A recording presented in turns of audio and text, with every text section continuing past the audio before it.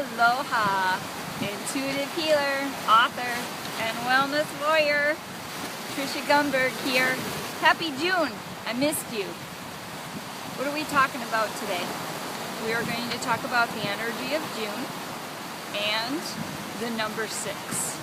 But before we get started, let's take a couple of bottom of the belly breaths in through your nose. Extend your whole diaphragm, your whole stomach, and then use your muscles to press out the air.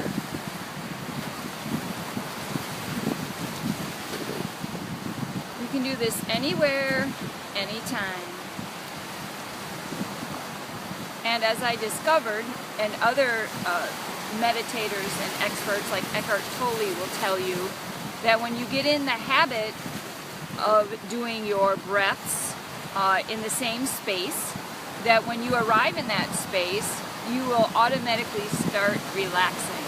And I have felt this so much just coming to the beach. As soon as I sit down, it's like I've already done a whole bunch of bottom of the belly breaths, and I just melt and I feel the difference. And the same way with, I have a place in my bedroom where I meditate, and as soon as I get in that position, or like I start thinking, I start heading into my bedroom to meditate, I just like feel my body relax.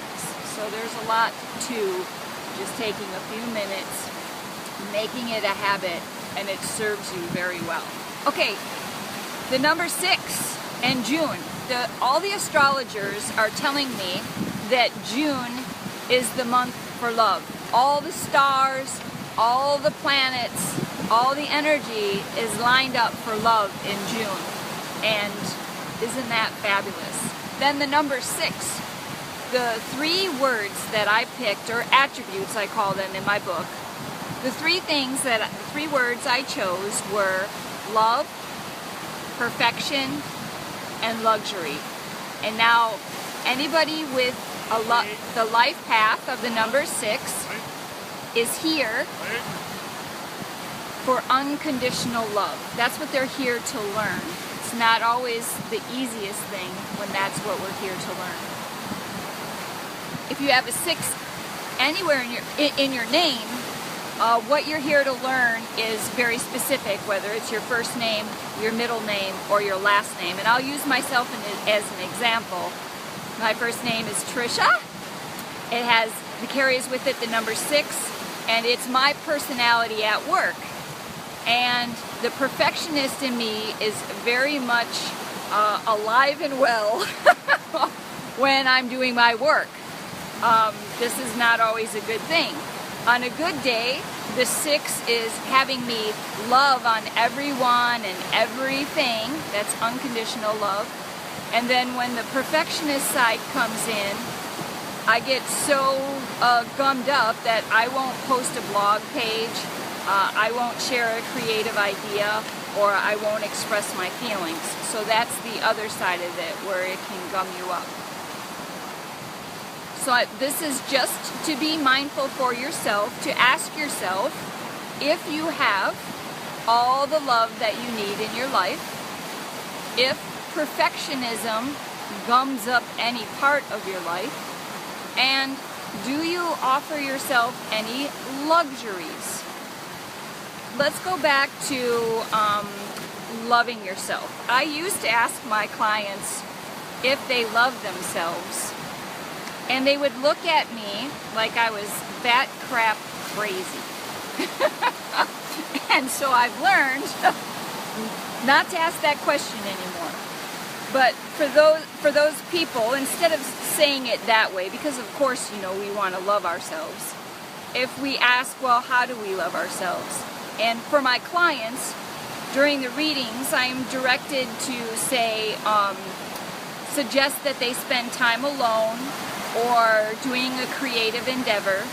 And inevitably they say, well, I don't have time for that. Well, wouldn't that be nice? Well, that's how you love on yourself. There's very specific things that you need, and some of them may be luxuries, and that's okay. You need to allow that.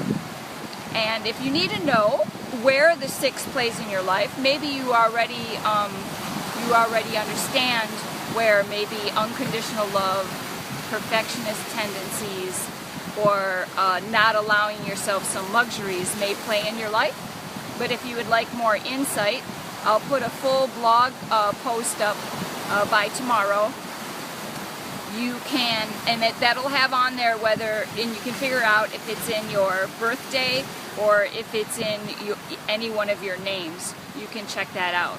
And another reason why I know this to be a good idea for you to check in is our body-mind connection. Your body is communicating with you to tell you when you can be adding more of that love and more of the luxuries into your life. Like if you have issues with your feet or your ankles, you could use a little bit of more love and a few more luxuries added into your life.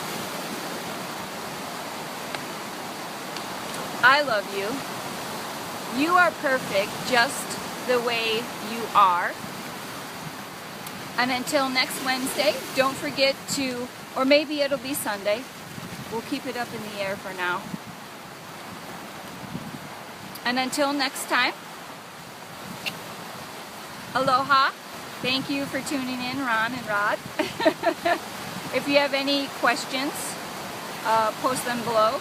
Or if you have any suggestions how you find ways of adding luxury in your life that's not, not an expensive, but it feels nice, like bubble baths or candles or an extra round of golf or going fishing, things that we think that are luxuries. And until next time, aloha.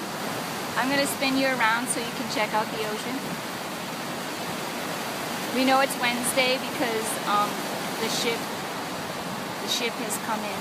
Speaking of luxuries.